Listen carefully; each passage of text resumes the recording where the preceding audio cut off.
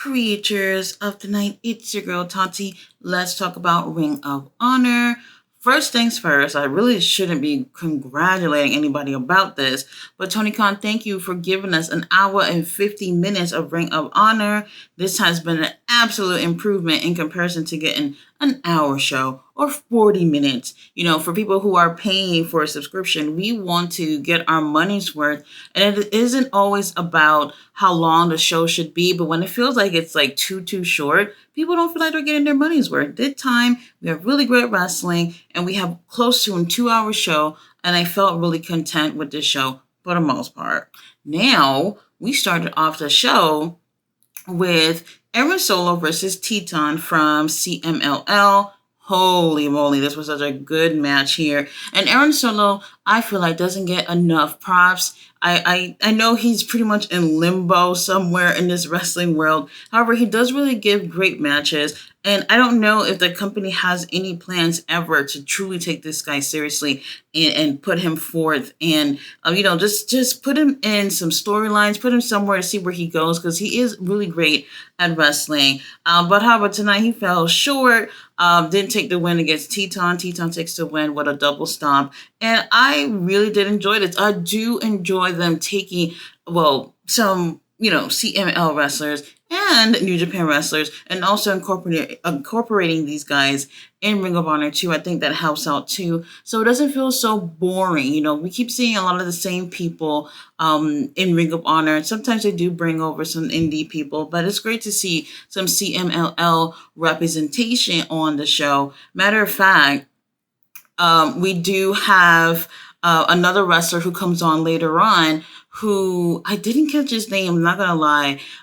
He came on and he was speaking so fast, so I couldn't tell what he was saying at first and then who he was. But long story short, this wrestler comes on and he's like, he wants to face whoever wins the main event. Main event is our boy Kyle Fletcher versus Lee Johnson in a 2 out of 3 falls match. And I'm just like, all right, we know who's going to win, but let's see what they give us tonight for the main event. Now, after this, we do have trios action. We have Anthony Henry, Cole Carter, Griff Garrison, along with Maria, and that mask that she keep walking around with, acting like Serpentico even give a damn at this point. They're going against the Infantry and Serpentico. Don't know where JD Drake is. Don't know where Angelico are, but we got these two teams. For what reason? I'm not sure. The match, I think, was interesting. We had some great chemistry, but I really do feel like Anthony Henry was making sure he got his TV time. He is more experienced out of everyone in his group, and I actually prefer to see him a little bit more in the ring because it's really, really entertaining, and he really plays into that heel character. Cole Carter, Griff Garrison, they're pretty much newborn babies in this, and I've been seeing some changes with them. But so far, I haven't seen anything pay off yet. Not at all. So I'm not going to lie. I didn't mind Anthony Henry getting most of the TV time in this match.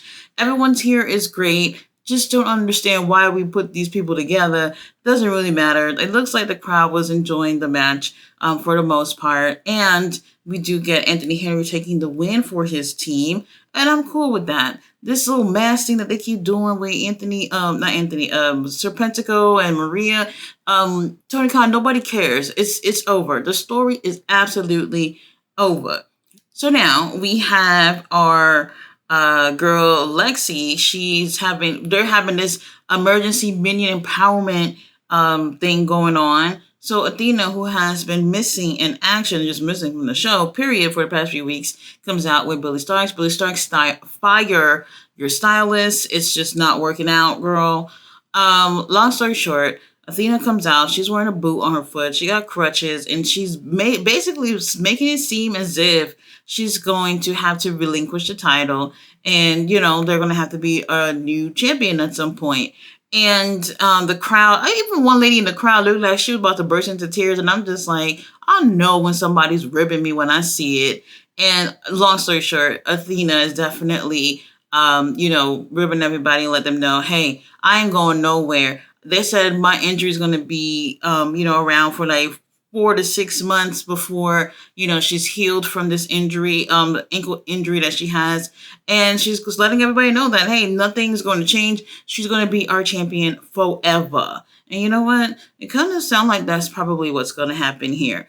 Now, while she's saying that, here comes our girls, our beauty queens, Queen Aminata and Red Velvet. They just look so delicious tonight. They look absolutely amazing. Queen Aminata said, I think you're faking. I don't think your bitch ass is hurt. And if you aren't hurt, I'm going to hurt you for real. And I felt that. I felt that with all my soul. And I was just like, yes, do something about it. Now, these girls start arguing or whatever, and here comes Billy Starks trying to run on up to Queen Aminata and Red Velvet. They end up pushing Billy Starks, and Billy Starks pushes back, falls back onto Athena, and Athena falls on the ground. She's holding onto her leg, and she's crying and oohing and eyeing, and I'm just like, wait a minute, you holding real tight to your whole leg when really is your ankle that's supposed to be hurt. Let's try to remember what's hurt here, you guys. This felt a little cheesy, I'm not even gonna lie. And it was okay. It was okay. But it was great to see all these girls getting a little bit of TV time, even though they weren't getting in the ring. After this, we do have Jacoby Watts versus Brandon Cutler. And I'm just like, okay. It got to the point where Tony Khan is probably like, hey, we can't just have you being a camera boy. You're going to have to get in the damn ring and do something, because that contract, you got paid, bro. You got to do what you got to do. So Jacoby Watts actually has a whole, screen with some graphics. I'm just like, okay, I don't remember ever seeing him have this. He has a theme song, which I feel like it should have played more into the whole church thing. And they kind of didn't. So, but whatever. He got something. He coming on up. We appreciate that. He comes out with Nick Camarado. And I have to say, the baby oil budget tonight was absolutely like, there was barely any baby oil on the show. And you know what? I can appreciate when the men come out there looking like they're ready for action. But everybody's skin looked dry to me. That's annoying sometimes. Now, Brandon Cutler comes out and he's ready to fight. And at one point, he takes off that stupid jacket of that tracksuit he wears. And then I was just like, ew, don't take that off. And he takes it off. And I'm just like, oh, you've been at the gym. And I was like, I can appreciate a nice figure. That's great. The match ain't shit. Real talk, it ain't shit. Jacoby ends up taking the win with a roll up. And I'm just like, whatever. It's not all that, but whatever. It's what it is. And honestly, I guess you're trying to get some kind of comedy out of this. Did I laugh? No. No, I did not. Now, another match here where I did not laugh, Marina Shafir versus Maggie Minerva. Not familiar with who Maggie is, but Homegirl did not come to play around for long. We do have Marina taking the win with a submission called Mother's Milk Sleeper. And I appreciate that name. I really do. So basically, it's a sleeper where she has them facing her and she chokes them out and they fall asleep on her chest. And it makes sense. I think it's cute. Would I want to be in this mother's milk slipper? Definitely not. Marina Shafir would whip my ass. I'm scared of her. I'm really scared of her. I do think I think a lot of people might agree. Her gear is not very flattering in terms of the way it looks. I think she could use a new look since they're kind of repackaging her. They could do something a little bit different here. I'm not sure what it's going to take, but Homegirl, something about this look, you can keep the no shoes thing going on, but your gear doesn't look cute. Not at all. After this, get a promo from the Kingdom, basically saying they've been doing this shit for 10 years and there's no stopping them now. They can bring whatever team they want at them. They're still going to be holding them titles. They're going to be going against Matt Menard and Angelo Parker, and that they will be retaining. After this, we do have the Iron Savages and Jack Jameson versus some people they picked up from the parking lot to get in the ring with them. This was short and not sweet. And Iron Savages and Jack Jameson end up taking the win.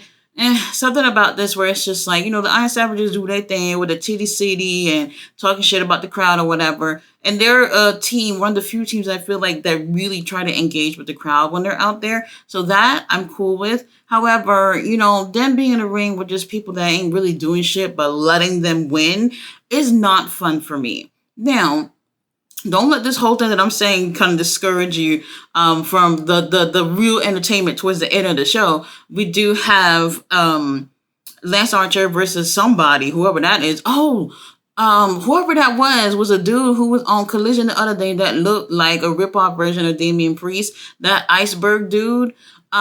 First of all, that name, kill it. It's not working out for you, boo.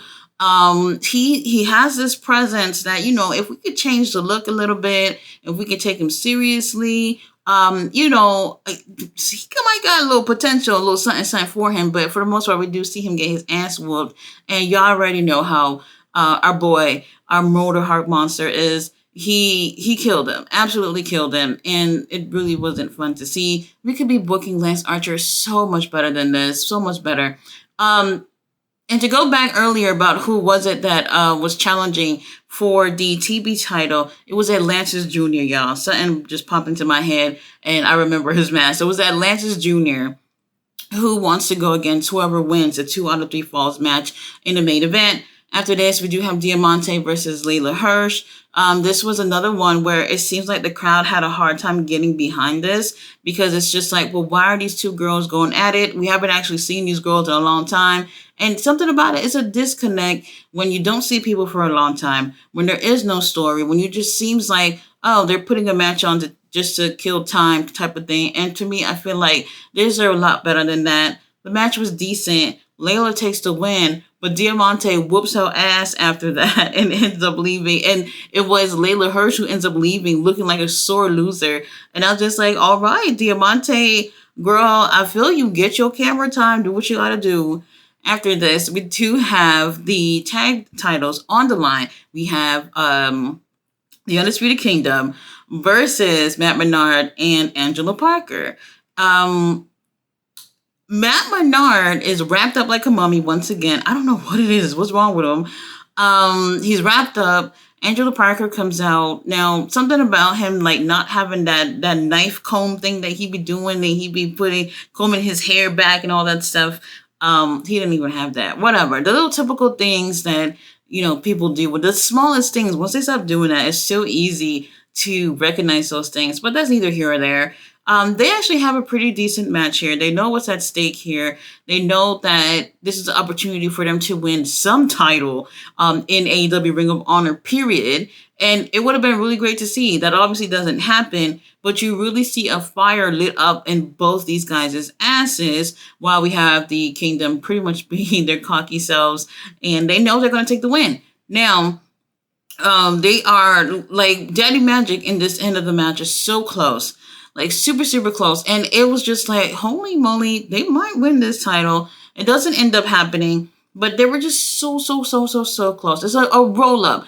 I don't like it when a title's on the line and there's a roll up. But I'll put it this way. A lot of times it seems like we see a lot of roll ups when it comes to championship matches, and I'm over it. I really am over it. So the roll up, the roll up kind of made it look like Daddy Magic had it, but really, we had obviously what's his name, Mike Bennett, who took the win here, and I was just like, oh, it almost looked like it was the other team that won.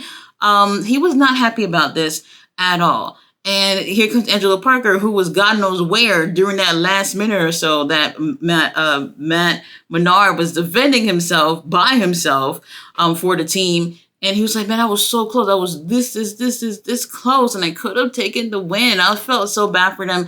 Will they get another opportunity? Probably not.